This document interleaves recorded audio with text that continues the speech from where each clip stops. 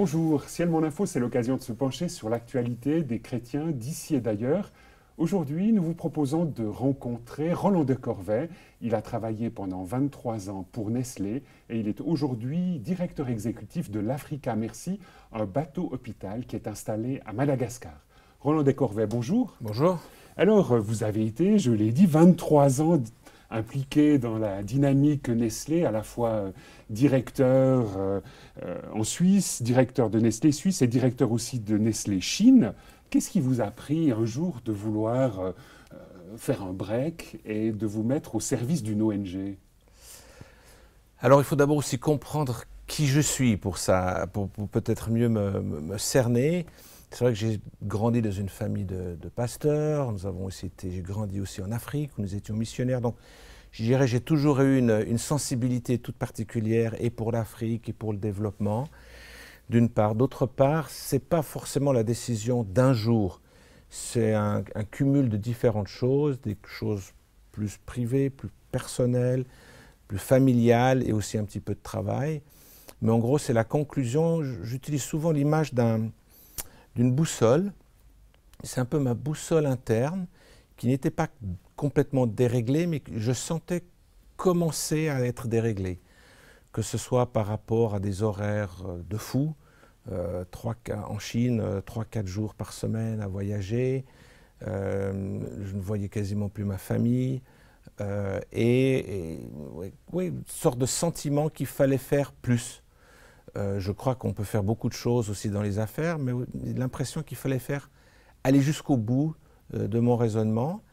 Plus c'est vrai, une certaine lassitude, 23 ans dans une société, c'est je pense une bonne moyenne.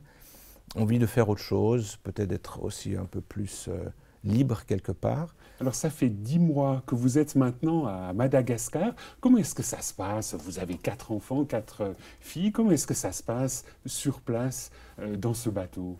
Alors c'est bon, c'est plus qu'un hôpital, c'est une ville flottante. Donc d'une part c'est la vie en communauté avec les joies et des fois les tensions de la vie en communauté. Je dis souvent, imaginez que vous viviez avec vos collègues de travail 24 heures sur 24. Il y a des côtés intéressants, puis il y a des côtés des fois plus difficiles. Il ne faut pas non plus idéaliser ceci. Mais c'est vrai que c'est extraordinaire, c'est une aventure unique, c'est une toute petite cabine. Vous avez une mini douche pour toute une famille, dont 5 femmes. C'est toujours des fois un petit peu... vous parlez de vos nanas. Voilà, mes 5 nanas. Mais c'est vrai que c'est une expérience extraordinaire. Je veux dire, nos filles, je crois que c'est tout. Une des raisons, c'était aussi, je viens de milieu modeste, ma femme aussi, et nos filles ont toujours vécu dans un environnement quand même très, je veux dire, favorisé, avec des écoles privées, surtout en Asie, cuisinier à la maison, chauffeur, femme de ménage, etc. C'était important de leur redonner un peu une base et de leur montrer qu'il y a des gens qui souffrent. La vie normale, ce n'est pas notre vie, et qu'il faut aussi donner, il faut aussi partager, et ça, j'espère du moins qu'elles vont s'en souvenir toute leur vie. Alors ce qui est surprenant, c'est que finalement, vous vous retrouvez dans un pays d'où votre épouse est originaire. Comment ça s'est passé? Oui, alors, personnellement, j'ose parler de miracle, parce qu'il n'y a pas vraiment d'autres mots. Le bateau était censé aller en Afrique de l'Ouest. Oui, puis à cause d'Ebola, il a fallu choisir une autre destination. Exactement. Donc mais il faut aussi savoir que pour préparer l'avenue d'un bateau, c'est 6 à 18 mois de travail en amont. Et là, on va vers l'Afrique de l'Ouest, on est bloqué à cause de l'Ebola, on ne sait pas où aller, on n'a préparé aucun autre pays. Et tout d'un coup, on pense, il faut qu'on soit en dehors de l'Afrique, mais quelque part toujours proche de l'Afrique. Donc vient l'idée de Madagascar, et normalement, de nouveau, 6 à 18 mois de travail, impossible, mais par sorte de miracle, oui, il n'y a pas d'autre mot. Il se trouve que le Premier ministre, qui était suisse, qui a un passeport suisse, mais qui était aussi le cousin de ma femme, je l'appelle, et littéralement en 3 jours, il signe tous les papiers, tous les protocoles, et le bateau part des Canaries pour faire tout le tour de l'Afrique pour arriver à Madagascar. Donc, la probabilité qu'on puisse résoudre ce problème-là était absolument non existante. Et malgré tout, vous y êtes maintenant depuis 10 mois. Qu'est-ce qui, quand vous pensez à ces 10 mois que vous avez passés sur place, qu'est-ce qui vous reste comme souvenir tout à fait exceptionnel et marquant? Je dirais c'est peut-être surtout ces queues de patients Donc quand on va dans une ville, on fait beaucoup de pubs, d'annonces, et on a dans un hôpital nos équipes de médecins infirmières avec la sécurité. Et vous avez ces centaines, parfois ces milliers de gens qui font la queue pour se faire ausculter, pour voir si le bateau peut les opérer, peut les soigner. Et ça, c'est très impressionnant.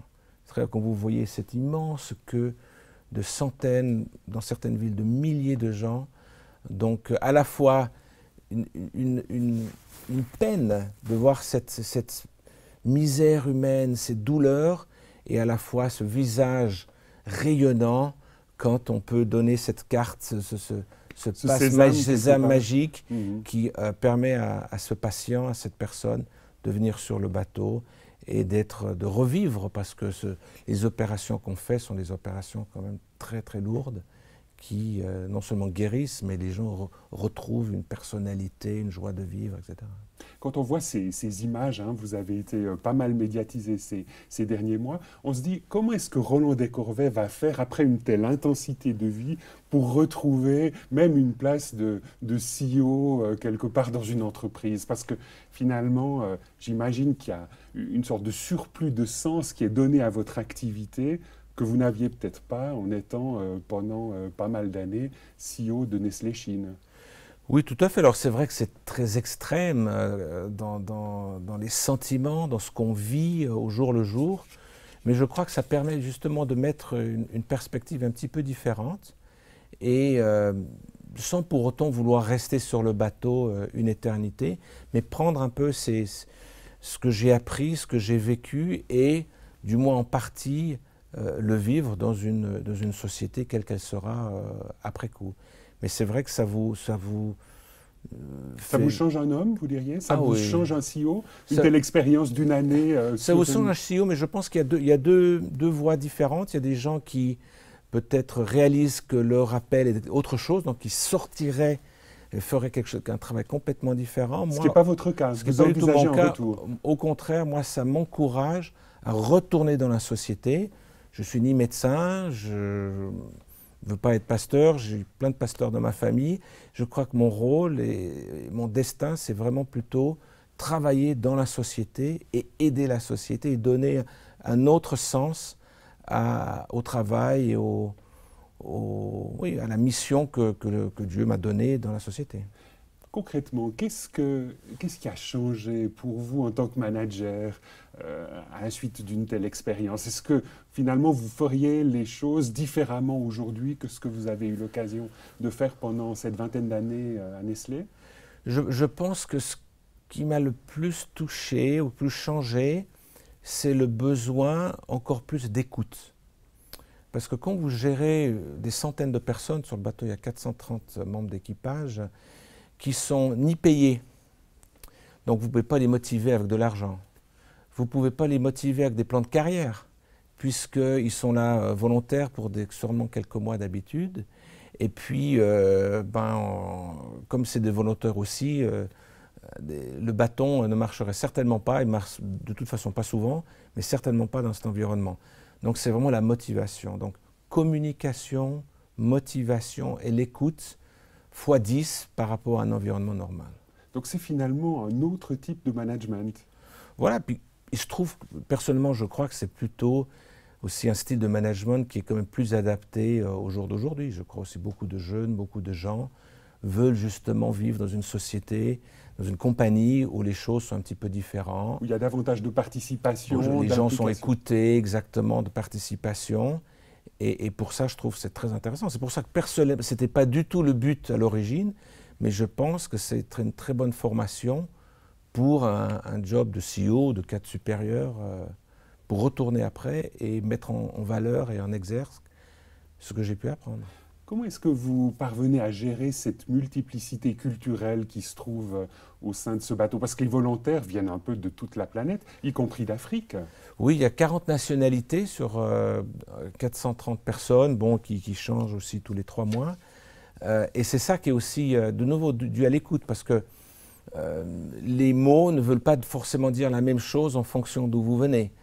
Et ce n'est pas forcément non plus des continents, vous avez des Anglais, des Américains qui parlent la même langue, mais qui veulent dire différentes choses avec le même mot. Donc, vous devez garder une flexibilité et il y a, c'est vrai, une grande complexité. Ce n'est pas une très grande organisation, mais très complexe. Alors vous avez vécu maintenant 10 mois sur l'Africa Mercy, sur ce bateau hôpital qui est propriété de l'ONG Mercy Ships, qui est une ONG chrétienne. Concrètement, au travers de cette expérience à Madagascar, est-ce que quelque chose de votre manière de voir Dieu a changé? Manière de voir Dieu, je dirais plutôt manière d'expérimenter Dieu.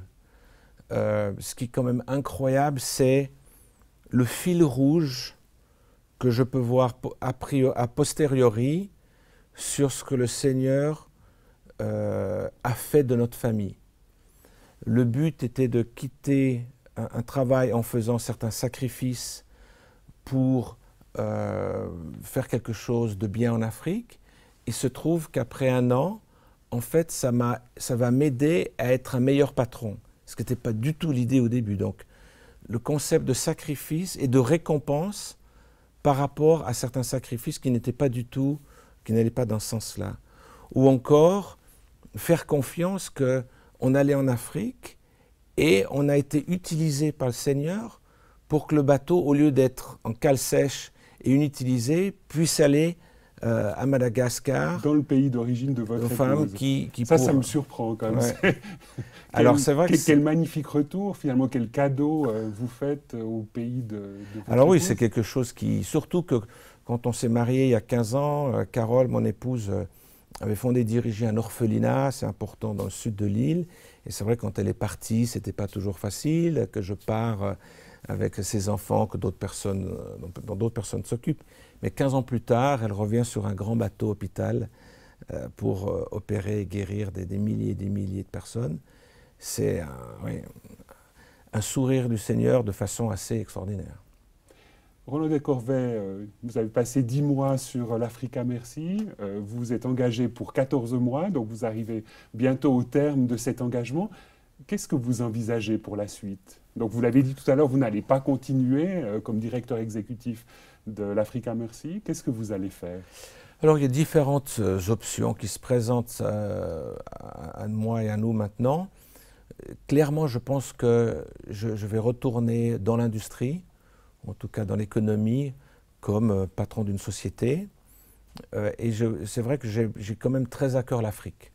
Donc quelque chose qui me tiendrait beaucoup à cœur, et je suis en train de travailler sur différentes solutions, c'est faire quelque chose pour l'Afrique, faire quelque chose en Afrique, dans l'économie, dans l'industrie, mais justement avec une éthique chrétienne, avec une éthique fort, je dirais, connotation sociale, mais basée en Afrique et dans l'économie. Donc les prochains mois, on va finaliser. Vous devez négocier et finaliser les choses. Voilà, exactement. Mais dans je pense, 2 mois, ce sera sûr. Vous avez dit tout à l'heure que vous aviez aussi mis ces 14 mois à part pour votre famille. Concrètement, si j'ose vous poser la question, qu'est-ce que ça a apporté, cette expérience de l'Africa Mercy dans votre dynamique familiale? Alors d'une part, c'est la première fois en 15 ans de mariage que je mange quasiment 3 fois par jour avec ma famille. Ma fille aînée a plus de 10 ans. Jusqu'à maintenant, à part le dimanche, je n'avais jamais mangé à midi avec elle. Jamais. Quelque chose dont j'en suis pas très fier, mais c'était ma réalité. Donc je veux dire là, une année de dynamique familiale, de partage, de vie ensemble, quelque chose qui me manquait clairement et qui leur manquait. Et puis aussi, je crois, de nouveau, une expérience pour nos enfants. Est-ce que certaines, plus tard, seront docteurs ou infirmières ou missionnaires, je ne sais pas. Mais je pense que des graines ont été plantées dans ces petites vies et l'avenir nous dira ce que ça donnera. Roland Descorvet, merci beaucoup de nous avoir rejoints sur ce plateau de Ciel Mon Info. Je rappelle que vous êtes le directeur de l'Africa, le directeur exécutif de l'Africa Mercy, un bateau hôpital qui est propriété de l'ONG Mercy Ships qui se trouve à Lausanne, dont le siège suisse est à Lausanne. Madame, Monsieur, merci de nous avoir suivis. Au revoir et à bientôt.